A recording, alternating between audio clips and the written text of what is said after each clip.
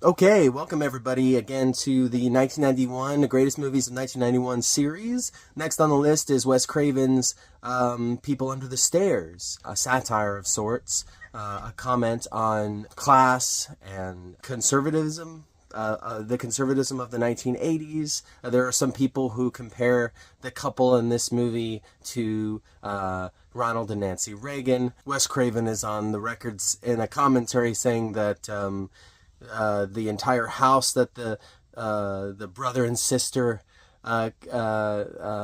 characters live in symbolizes the entire United States of America. So there's a lot of message in this movie. It's actually one of the things I love about it. Wes Craven would often throw in messages into his films. There's heavy amount of message in Last House on the Left throughout his entire career, little bits and pieces throughout his filmography. But I feel like People Under the Stairs is a very message-based, some may say political film. I've always felt that way. You have the rich white landlords, and then the black, the poorer families in the neighborhood, and them basically stealing money from the neighborhood and hoarding it in their mansion. And not only are they doing that, they're also kidnapping children, and they're locking them in their basement, and they're sickos and they're weirdos. And it's just like he's not really hiding what he's trying to say in this movie. It's pretty obvious, but he does it in a very funny way. Like, this movie is funny. It's very dark, but it's also very funny. And Wes Craven's one of those directors who can handle those conflicting tones. He's one of the best at it. This is my favorite Wes Craven film. For the longest time, it was Scream. I would say Scream is definitely up there. For a time, it was like, oh, is it People Under the Stairs? Is it Scream? I was also a big fan of Scream too, but no, I think People Under the Stairs. I saw this when I was a bit younger, and it holds up, and it's just like, it's so good, man. It's everything that I want in a horror film.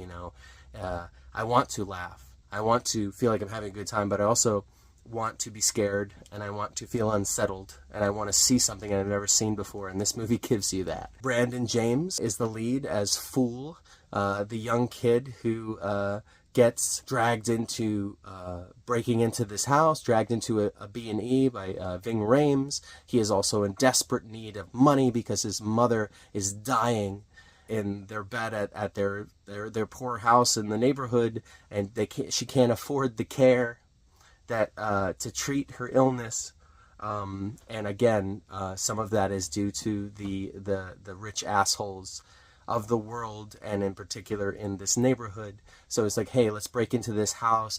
We hear that there's gold. It's like a buried treasure kind of treasure map type of movie where they're going and they're in search of this gold to try to get rich, but also get the money for the mom's treatment. So he joins up with these two crooks, Ving Rhames, the leader of them, and he poses as like a Boy Scout trying to get in the house. The other guy who's with him poses as like a meter man. Their goal is to get into the house, find the gold, and get the hell out.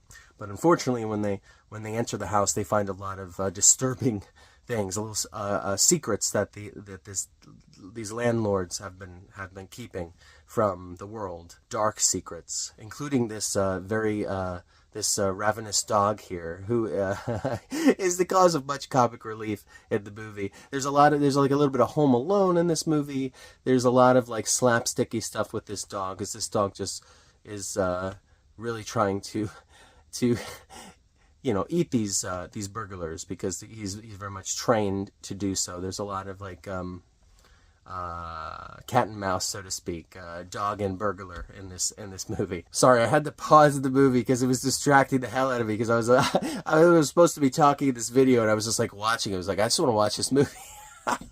So I paused it on hopefully a appropriate thumbnail.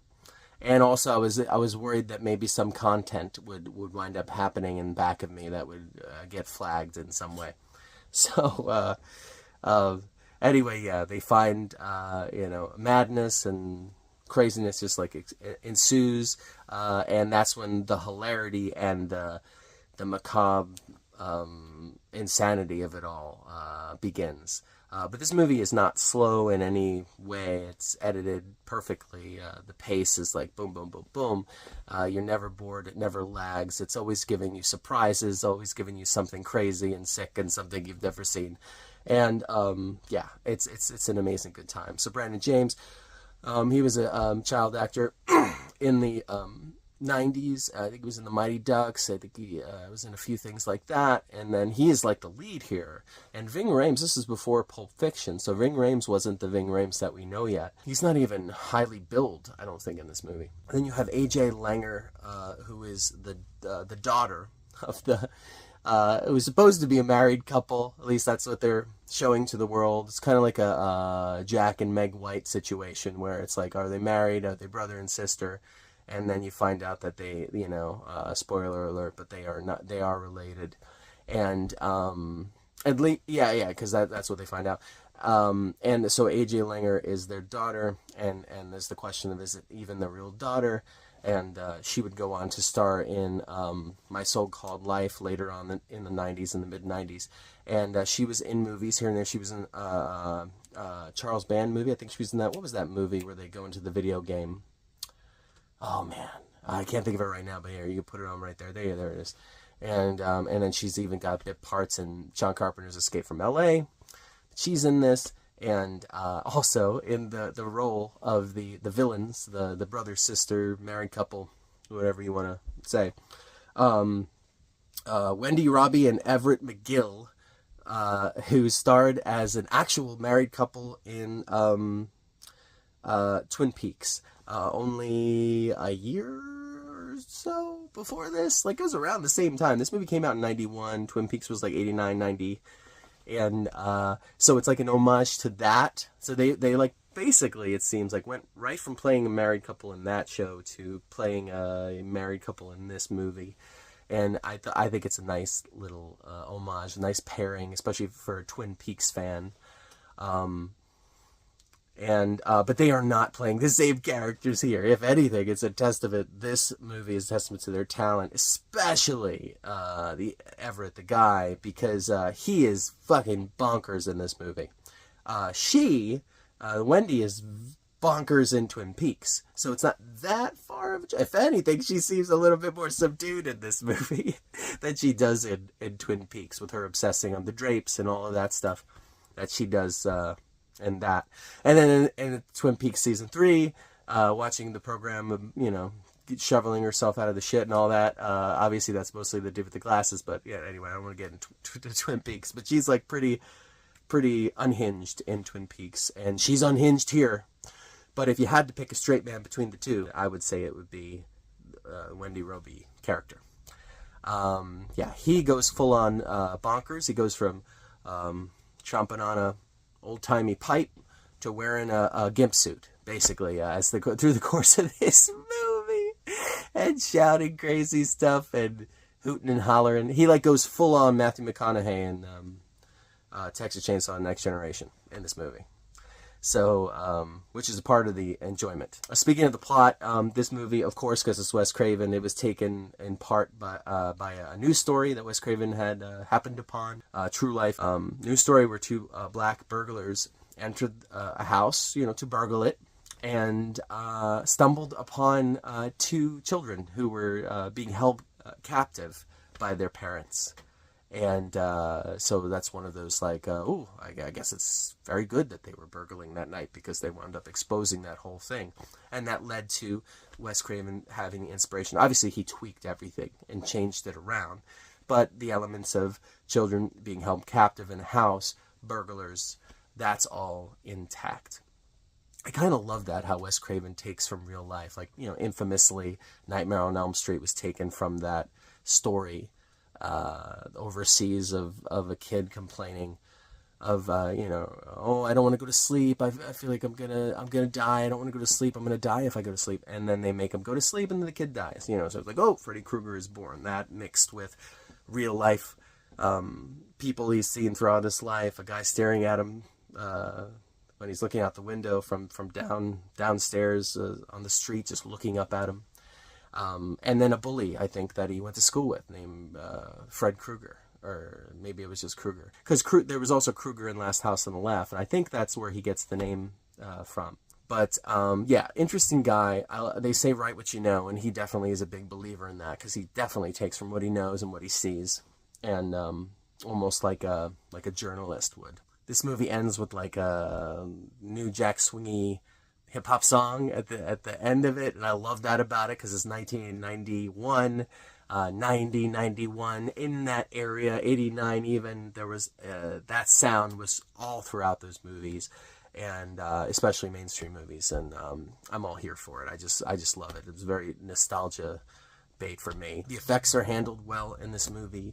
The scares are on point, like I said. The laughs are in the script. They're infused into the dialogue, but there's also, like I said, a lot of slapstick, a lot of visual humor. This is, and it's such a shame that Wes Craven passed, because he said one of the things he wanted to do, if he hadn't passed early, is remake this movie. I don't know what he would have done with it, like what else he felt like he needed to say, or if he just wanted to update it. Because honestly, all of the problems that are portrayed in this movie, you know, the thing that this movie is satirizing, it's still around today. It's still a problem today. This class issue, this rich versus poor. This is the result. This is what is allowed to happen under this system without the tweaks that we need to make. That we need to protect people. You know, we need to not lose sight of the fact that there are people who are in need, and the people who are in need are the people who are in poverty, and this should not be a thing. It should never come to this. This should never be a thing. Like, obviously this is exaggerated. I'm not saying this has happened everywhere, but it does happen. It does happen. And why does it happen? Because of people are allowed to exploit. They're allowed to exploit a system. We need to patch up some of these holes. That's all I'm saying. And that's what this movie kind of reminds me of. It's a movie full of frustration, like the writer of the film, like Wes Craven and all the makers of it. You could feel their frustration, like they're making entertainment, right? They're entertainment makers. They're creatives, but they're also frustrated. And they're letting you know their opinion and their point of view. And I think this point of view is valid. I think it's current. I don't think it's going away anytime soon. It's sad to say, but it's true. And I think that people need to wake up. And what this movie is trying to say, this is the stuff that matters. And I'm not saying that all the other stuff doesn't matter, but I'm saying that this is the underdog. The class stuff is the underdog. I don't know how, because they were making movies about it in the 90s. They were making movies about it in the 70s. Pick your decade. This is never not been a thing, and it's not going away. And I think like we've been tweaking things here and there. You know, I don't want to get into politics or anything. Over the decades we've been tweaking things here and there. It's been showing signs of getting better than worse. You can draw your own conclusion as to why that is. But this is just the reality of the situation. And it's one of the reasons why this is one of my favorite horror films of all time, because I feel like it's deep. I don't think a horror film needs to be deep, but if you got a movie that's scary, disturbing, hilarious, and has something to say, and is deep, all of those things together with great performances, directed by a creative at the top of his game, then yeah, it's going to be one of my favorites. And it should be one of your favorites too, honestly. So that's People Under the Stairs. And in case you haven't been getting my hints here, this movie is, I hold it in very high regard. So therefore, ergo, I'm going to rank it at a classic. Because why the hell not? But also, of course I am. Of course. How could you rank this film any lower than that? You need to go out right away if you haven't seen it. You need to check it out. You need to see this unique masterpiece. There's nothing like it. The fact that this isn't on everybody's top 10 lists of top 10 horror films of all time is beyond me, because I have yet to see it on anybody's top 10 list. And I watch a lot I watch a lot of YouTube, and I read a lot of movies. I love reading and watching people's opinions on cinema and cinema books and all sorts of stuff. This movie is still underrated. I don't know why. It needs to be reevaluated. It's already gotten 3 releases over the years. One from Arrow, 2 from Scream Factory, and more people need to see it and need to champion this film. Thank you so much again for watching the 1991 Greatest Movies of 1991 program. I will see you on the next one. Have a nice life, one of the greatest lives you ever had, in fact. And take care. See you later.